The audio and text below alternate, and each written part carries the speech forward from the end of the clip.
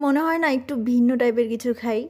Regular স্বাদের থেকে একটু ভিন্ন কিছু টেস্ট করতে মন চাইলে এই রেসিপিটা অবশ্যই চেষ্টা করবেন। এটা একটা কোরিয়ান রেসিপি হলেও আমার হাতের কাছে যেটা আছে সেটা দিয়ে আজকে আপনাদেরকে বানিয়ে দেখাচ্ছি। তো চলুন রেসিপি শুরু করা যাক। কিছু আলু নিয়েছি এবং খোসা ছাড়িয়ে তারপরে টুকরো করে কেটে নেব। তারপরে আলু ধুয়ে সেদ্ধ করে নিতে হবে। আমি পরিমাণ মতো পানি দিয়ে আলু সেদ্ধ করে নিচ্ছি। আর তারপরে গরম থাকতে থাকতে কিন্তু এগুলো ভর্তা করে নিতে হবে। আপনার যেভাবে সুবিধা ওইভাবেই ভর্তা করতে পারেন, তবে অবশ্যই খুব ভালোভাবে ভর্তা করতে হবে যেন কোনো দানা ভাব ভিতরে না থাকে। স্বাদ মতো লবণ এবং দিতে হবে কর্নফ্লাওয়ার। আলুর সমপরিমাণ কর্নফ্লাওয়ার এখানে লাগছে। মোটামুটি আন্দাজ মতো কর্নফ্লাওয়ার দিলেই হবে সুন্দর একটা স্মুথ ডো তৈরি করার জন্য যতটা কর্নফ্লাওয়ার লাগে। সুন্দরভাবে মাখিয়ে ডো তৈরি করে নিতে হবে। তারপরে আমি একটা বোর্ডে এভাবে করে সুন্দর করে নুডলসের মতো করে বানিয়ে নিচ্ছি। তবে নুডলসের মতো কিন্তু চিকন করা যাবে না, আর বেশি লম্বাও কিন্তু করা যাবে না।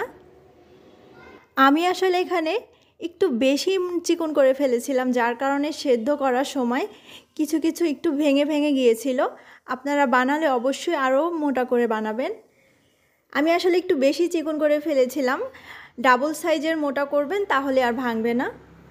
এবার সেদ্ধ করে নিতে হবে এবং সাইডে অবশ্যই ঠান্ডা পানি রাখতে হবে। ফুটন্ত গরম পানিতে জাস্ট আমি 1 মিনিট সেদ্ধ করে নিব।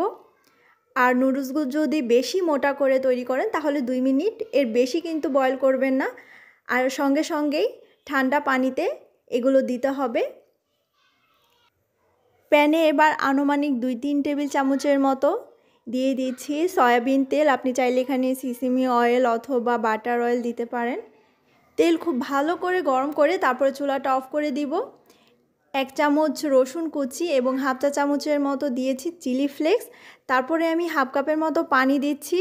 আমি একটু সুপি টাইপের করে তৈরি করব, এজন্য আমি এখানে পানি দিয়েছি। আপনি যদি সুপি টাইপের না করেন তাহলে পানিটা বাদ দিবেন, অসুবিধা নেই।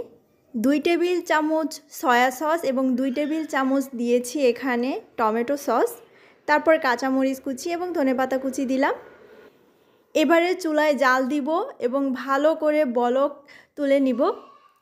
তারপরে ঠান্ডা পানি থেকে তুলে এই নুডলসগুলো দিয়ে দিচ্ছি।